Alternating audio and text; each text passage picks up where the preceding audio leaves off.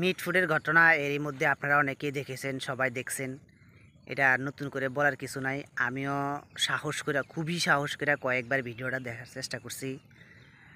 ভিডিওটা দেখার পর থেকে গত রাত্রেও ঘুম নাই, আজকে রাত্রেও ঘুম নাই, চোখ টোক সব ফুলে আছে, মানে খুবই খারাপ অবস্থা। আমি এই শোকাতপ্ত পরিবারের প্রতি সমবেদনা জানাই এবং এই ঘটনার তীব্র নিন্দা এবং প্রতিবাদ জানাই। পাশাপাশি আপনাকে দেখতে হবে, বিএনপি একটা বাংলাদেশের চাঁদাবাজের দলে পরিণত হয়েছে, এতে কোনো সন্দেহ নাই। এক এক নামে সবাই চিনে যেটা চাঁদাবাজের দল। আমি বিএনপিকে এখানে ডিফেন্স করার জন্য কিছু বলবো না, বলতেও চাই না। কিন্তু আপনি এখন তো বিএনপি ক্ষমতায় নাই, আপনি বিএনপির অনেক দোষ দিতে পারবেন, কিন্তু বিএনপিতে এখনও ক্ষমতায় নাই, এখন বর্তমানে ক্ষমতায় নাই।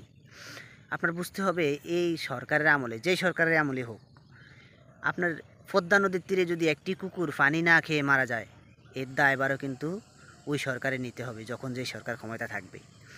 আমরা বিএনপি এই ঘটনার জন্য বিএনপির দায়ভার অবশ্যই দিতে পারি, কিন্তু মূল দায়ভারটা কিন্তু সরকারের।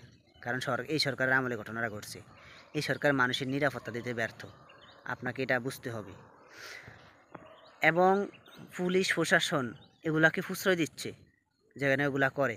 কারণ পুলিশ প্রশাসনের ভিতরে সবই তো ওই ওই দলের লোক, সবাই তো বুঝেনি।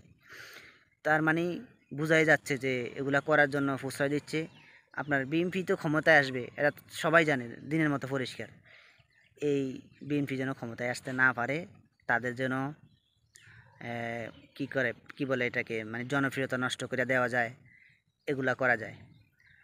পাশাপাশি আপনাকে আরেকটা কথা বলতে চাই আপনাদের মাধ্যমে। ক্ষণজন্মায় এক মহাপুরুষ, আরও 5,500 বছরও এরকম একজন ক্ষণজন্মায় বীর মহাপুরুষ জন্ম নেবে কিনা আমি জানি না। সেই তারেক জিয়াউর রহমানের ছবিতে যেভাবে পাড়ানো দিছে, যেভাবে জুতা মারছে, এটা তীব্র নিন্দা এবং প্রতিবাদ জানাই। জিয়াউর রহমানের মতো নেতা এই দেশে, এই পৃথিবীতে আসবে না এবং ভবিষ্যতেও আসেনি। এই বাংলাদেশের জন্য সে যা করছে, একজন খাঁটি দেশপ্রেমিক যে ফ্রন্ট লাইনে যুদ্ধ করছে বীরের বেশে, তাকে এইভাবে অপমান আমার গায়ে লাগছে। বিএনপির গায়ে লাগছে কিনা জানি না, কারণ বিএনপি জিয়াউর রহমানের কতটা ভালোবাসে জানি না, কিন্তু আমি ভালোবাসি, আমি তো বিএনপি করি না।